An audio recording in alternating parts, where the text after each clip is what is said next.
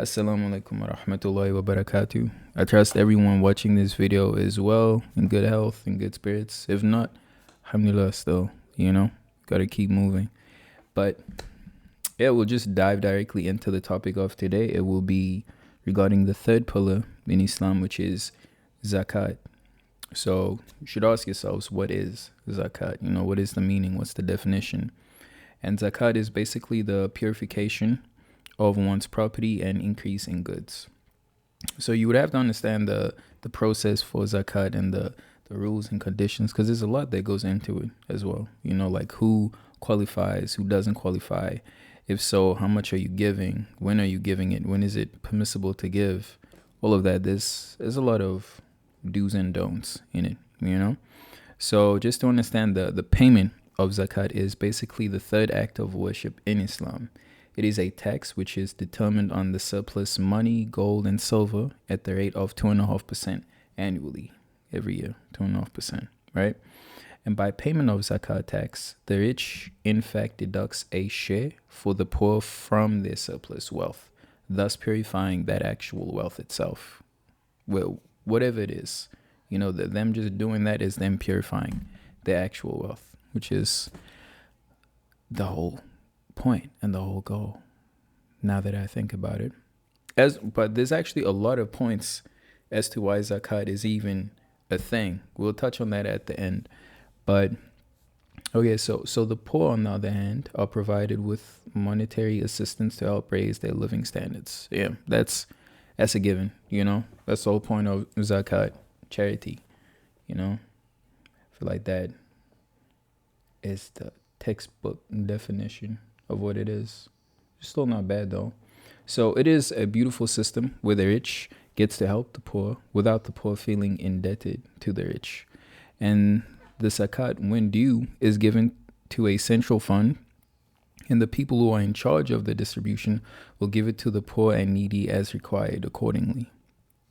Thus, the poor and needy are not aware as to who gave them the money. Likewise, the rich is also not aware of where their money will go most of the time. Some people are aware, some people do know, because they tend to do it out of their own and things. That's fine as well, but this is just like kind of, I'm assuming this was practiced to avoid one developing a superiority complex over the less fortunate, or the less fortunate just feeling even more less of a human being if they bump into someone that they knew were like supplying them back to back, I get that mentality as well. Although it could not be that.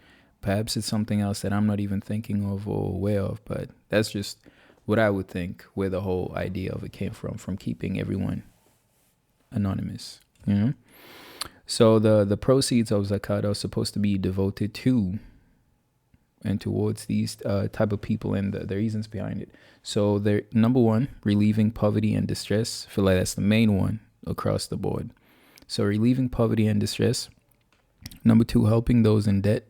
Number three, providing comfort and convenience for travelers. Number four, providing stipends for scholarships. Number five, providing ransoms for prisoners of war. Number six, propagation of Islam, which is really important. Number seven, meeting the expenses for the collection of zakat. Fair enough. And number eight, the final one, the other things that are just beneficial to society. So you can obviously tell that this was done in the best of ways for the best of outcomes, But the number one factor being to relieve poverty and distress. And then obviously everything else that was mentioned is just completely beneficial for everyone involved as well. So inshallah, we all become fortunate enough when it comes to wealth to be able to give back and assist one another in the best way possible. So I do got two more points left of this one. So zakat, therefore, is a duty enjoined by God in the interest of the society as a whole.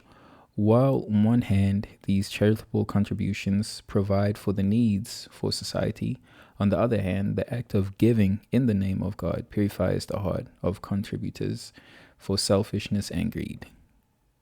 Which is like, there you go. It's like, there's like where two things click. It's like, okay, this money is not just, or maybe it's not like direct money. Maybe it's food and things like that, right? Maybe it's like, okay, this is not just to assist that person and then boom, it's done. It's like, it's also, it helps you, but in the same way, I'm giving my soul something as well, you know, because it's bringing me closer to God, because this is one of the things that you were encouraged and demanded to do as well. So it's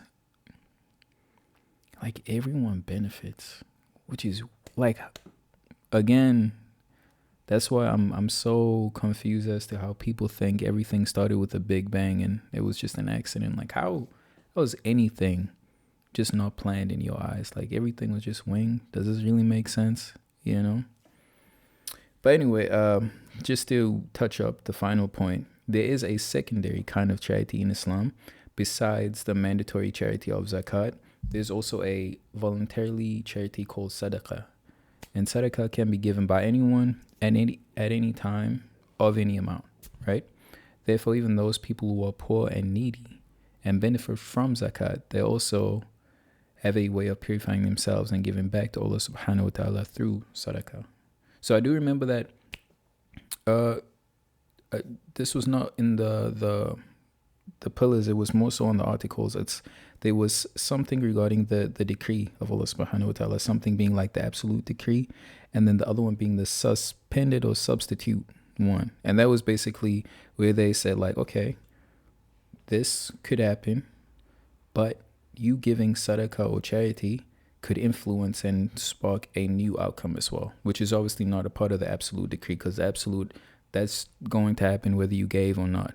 Right, whether you gave mountains worth of gold or you gave nothing at all, that's just absolute. But then the other one is influenced by sadaqah, not how much or who you're giving. It's just its influence that could provide a different outcome. Crazy. I would all syncs up. But that was the whole topic on zakat, charity in Islam. Alhamdulillah, this was very beneficial to me. Opened my eyes in a lot of ways, especially towards the end when I made those two things click. Proud of myself. Can't be referencing previous videos, but you know, it's getting closer and closer to the month of Ramadan. You know, inshallah, I mean, we all make it over there to that time. I ask everyone to keep me in their du'as, as I will be keeping everyone in mind. And till the next video, inshallah, I mean, please be safe. Assalamu'alaikum warahmatullahi wabarakatuh.